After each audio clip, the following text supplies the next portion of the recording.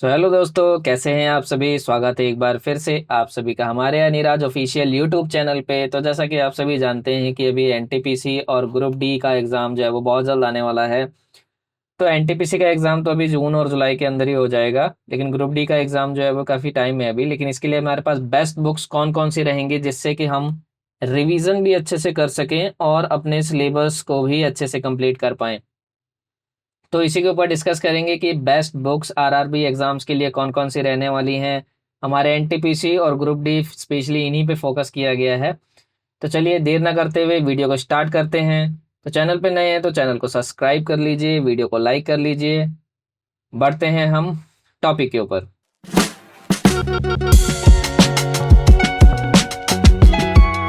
चलिए सबसे पहले हम देख लेते हैं कि सिलेबस एनटीपीसी और ग्रुप डी का जो सिलेबस होता है वो कैसा होता है। लगभग इनका सिलेबस जो होता है वो सेम ही होता है, लगभग सेम सिलेबस होता है। तो सबसे पहले एनटीपीसी का सिलेबस देख लेते हैं। एनटीपीसी के अंदर क्या होता है, सबसे मैथ आती है, जर्नल इंटेलिजेंस एंड रीजनिंग आती है और जर्नल अवेयरनेस आती है। मैथ के अंदर हम देख लेते हैं, नंबर सिस्टम होता है, डेसिमल होता है, फ्रैक्शन होता है, एलसीएम एचसीएफ होता है, रेशियो प्रोपोर्शन होता है, percentage, mensuration, geometry, trigonometry, elementary, statics, ये कुछ इंपॉर्टेंट टॉपिक्स होते हैं। और रीजनिंग के अंदर जी अपना एनालॉजी है, completion of numbers, alphabetical series, coding, decoding etcetera. इसी में जर्नल अवेयरनेस जो होती है ना वो काफ़ी अच्छी पूछी जाती है कि तो अगर हम देखें तो यहाँ पर 30 नंबर की मैथ होती है, 30 नंबर की ही अपनी रीजनिंग होती है। और यहाँ पर जो जनरल अवेयरनेस होती है जिसमें करंट अफेयर भी इंक्लूड होता है वो लगभग 40 नंबर की होती है। और ग्रुप डी के सिलेबस को अगर हम देखें तो ग्रुप डी का भी लगभग सेम ही सिलेबस है, सेम सिलेबस है ग्रुप डी का भी। मैथ जो है वो भी number system, BODMAS, decimal, fraction, HCM, LCM, मतलब सब कुछ सेम ही होता है। इसमें कुछ वो नहीं हैगा कि कुछ अलग सिलेबस होता है। बस इसमें ये होता है कि इसके अंदर जर्नल साइंस को भी इंक्लूड कर लिया जाता है। इसमें जो जर्नल साइंस आती है ना ये अलग से पूछी जाती है, तो ये इंपॉर्टेंट होता है हमारे लिए जर्नल साइंस का सिलेबस, जो कि 10वीं तक पूछा जाता है। 10वीं तक के हमारे पास इसमें साइंस को जो है वो पूछा जाता है 10वीं स्टैंडर्ड तक। बाकी सारा रीजनिंग सेम होती है, मैथ भी सेम होती है इसमें।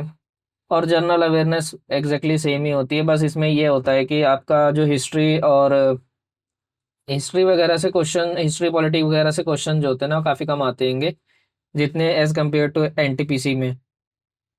तो इनके सिलेबस की अगर हम बात कर लेते हैं मार्क्स डिस्ट्रीब्यूशन के अंदर, तो इनके जो मार्क्स आते हैं एनटीपीसी के मार्क डिस्ट्रीब्यूशन की बात कर लें तो मैथ में हमारे मैथ 30 नंबर की आती है, general intelligence and reasoning 30 number की आती है, जनरल अवेयरनेस 40 नंबर की आती है। सीबीटी वन की बात कर रहे हैं हम, ये सीबीटी वन की बात कर रहे हैं हम। तो सीबीटी वन के अंदर 100 मार्क्स का आता है। इसी तरह ग्रुप डी का होता है, इसका तो लेवल वन का ही पेपर होता है, एक ही पेपर होता है इसके अंदर। इसमें 25 नंबर की जनरल साइंस पूछी जाती है, 25 नंबर की मैथ पूछी जाती है, और जनरल इंटेलिजेंस 30 नंबर की, general awareness and current affair अपना 20 नंबर का आता है। इसमें भी 100 मार्क्स का होता है ग्रुप डी के अंदर। चलिए देख लेते हैं मैथ की बुक्स। तो बेस्ट बुक्स फॉर मैथमेटिक्स के लिए हमारे पास आदित्य रंजन सर की रेलवे की 4000 प्लस बुक रहती हैगी। ये काफ़ी अच्छी बुक रहती है कि प्रीवियस ईयर, अगर आपने प्रीवियस ईयर चैप्टर वाइज करना है तो ये बुक आपके लिए बेस्ट बुक है अगर आपने चैप्टर वाइज करना है।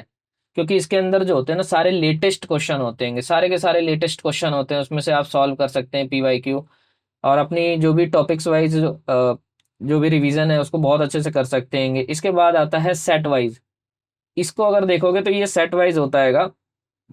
रुक्मणी पब्लिकेशन की आती है 3250 प्लस, ये भी प्रीवियस ईयर पेपर के ऊपर होती है, लेकिन ये सेट वाइज होती है कि सेट वाइज जैसे कि मान लीजिए कि 4 जनवरी का पेपर था, 4 जनवरी में जो फर्स्ट शिफ्ट में पूछे गए उसके सारे मैथ के क्वेश्चन इस शिफ्ट के अंदर हैं, दूसरी शिफ्ट का फिर दूसरे सेट में है। तो ये सेट वाइज होते हैं और ये मिक्स होते हैं। तो सेट वाइज में क्या होता है, मिक्स होते हैं, मिक्स क्वेश्चंस होते हैं। और इसमें होता है कि ये टॉपिक वाइज होते हैं। तो मैथ के लिए तो ये दो बुक्स मैं आपको रिकमेंड करूंगा कि ये काफ़ी अच्छी होती हैं, तो इनको आप कर सकते हैं।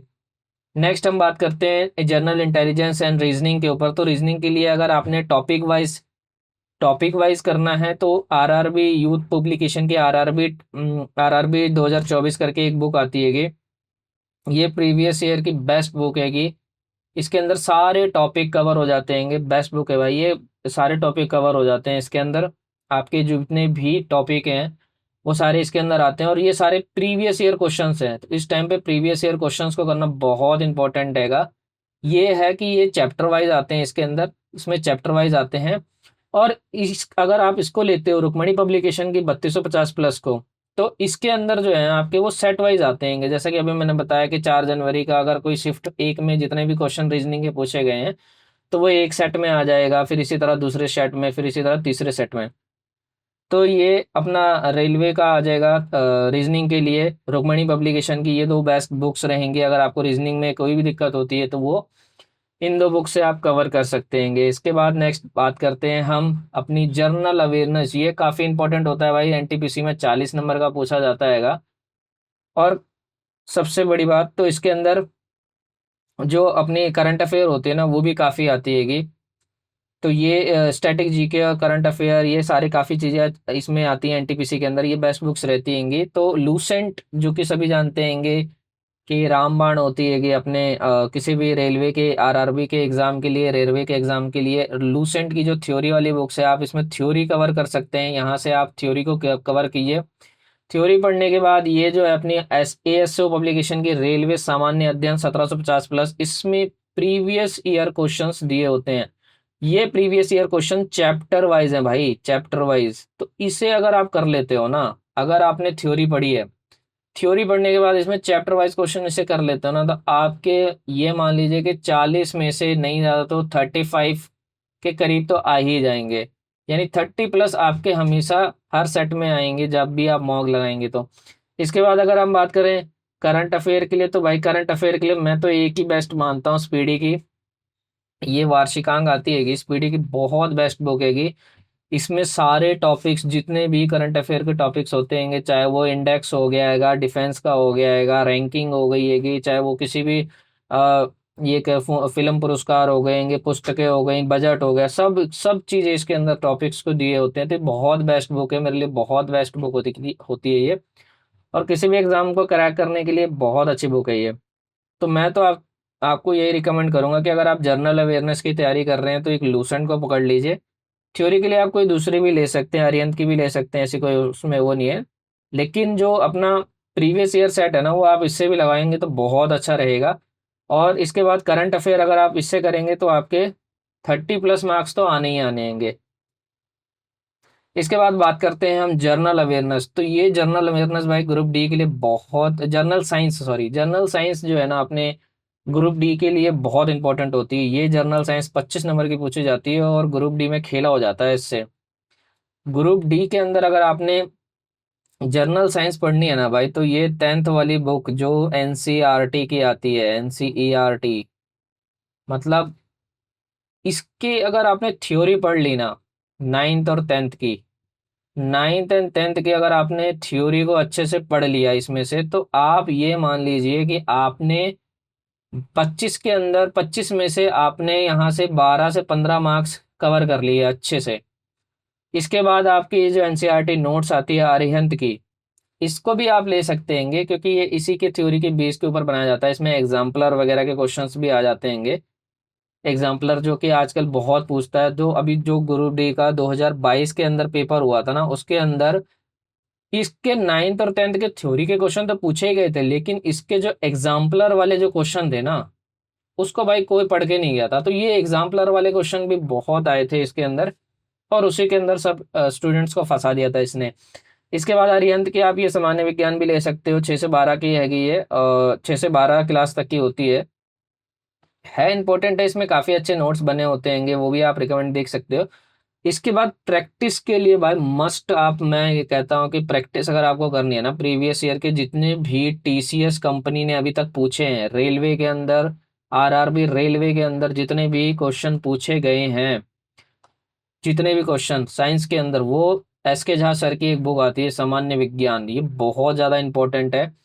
ये इतनी ज़्यादा इंपॉर्टेंट है ना कि अगर आपने इसे अच्छे से बना लिया, 2-3 बार इसे रिवाइज कर लो, इसे 2-3 बार रिवाइज कर लो, 2 से 3 बार इसे रिवाइज कर लो, गारंटीड है कि आपके 25 में से कम 20 से 22 नंबर आ ही जाएंगे। गारंटीड है ये, गारंटीड।